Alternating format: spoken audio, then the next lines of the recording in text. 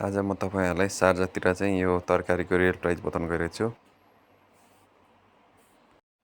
आम्मामामा चिकनको भाउ 24.30। हामीहरुलाई तरकारीमा नहुने भनेको चाहिँ गोलभेडा हो हैन। गोलभेडाको प्राइस चाहिँ अहिले 6 दिराम छ। आज चाहिँ अफर भएर 6 दिराम छ, नत्र यसको प्राइस चाहिँ 8.5 रुपैयाँ 9 रुपैयाँसम्म छ। त्यस्तै गरेर आलु र प्याज चाहिँ नर्मलै पाइरहेछ है। आलु चाहिँ 3.45 छ आज र प्याज 3 रुपैयाँ किलो छ। त्यस्तै गरेर अहिले चाहिँ चिकनको चाहिँ भाउ धेरै बढेको छ। लगभग यो 1500 ग्रामको सादिया चिकनको चाहिँ 24 रुपैयाँ छ यो फ्रोजन चिकनको। त्यस्तै गरेर फ्रेस चिकन चाहिँ अब झनै महँगो भएको छ। पर किलो नै 20 दिराम दिइरहेछ, 20 दिरामले दिइरहेछ है। यस्तै छ नर्मली प्राइसहरु चाहिँ सबैको बढेको छ। तपाईकोतिर कस्तो छ के कस्तो छ? हाम्रो यतातिर म बसेको ठाउँतिर चाहिँ यस्तो छ प्राइस है। नमस्कार, स्वागत छ तपाईहरुलाई मेरो नयाँ भिडियोमा। आज म तपाईहरुलाई चाहिँ यो शारजाहमा चाहिँ के कारणले चाहिँ यो सामानहरुको ग्रोसरीको आइटमहरु तरकारीहरुको चाहिँ भाउ बढेको छ भन्ने कुरा बताउन गइरहेको छु।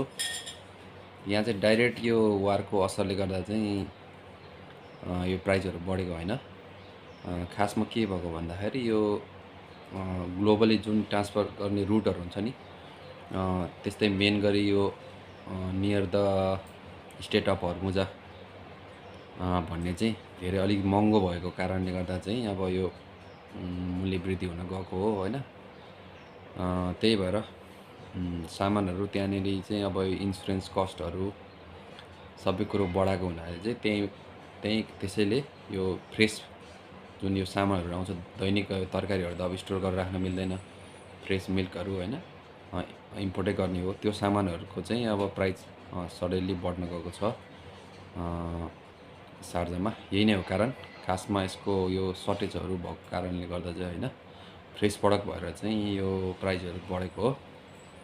पहिला भन्दा चाहिँ अहिले ग्रोसरीको सामानहरुको प्राइस चाहिँ अलिक बढेको छ। भए पनि स्टिल शारजाहमा चाहिँ बस्न सक्ने अवस्था चाहिँ छ है। अरु इमिरेट्सहरु भन्दा त्यति अरु जति महँगो चाहिँ छैन शारजाहमा। धन्यवाद अन्त्यसम्म मेरो भिडियो हेरिदिनु भएकोमा। अरु यस्तै केही कमी कमजोरीहरु छ, केही गर्नुपर्ने छ, नयाँ भिडियोहरु केको बारेमा बनाऊँ भन्ने जस्तो लाग्छ भने तपाईहरुले मलाई कमेन्ट गर्न सक्नुहुन्छ। धन्यवाद यति भन्दै अर्को भिडियोमा भेटौँला। See you in next video. Tata bye by.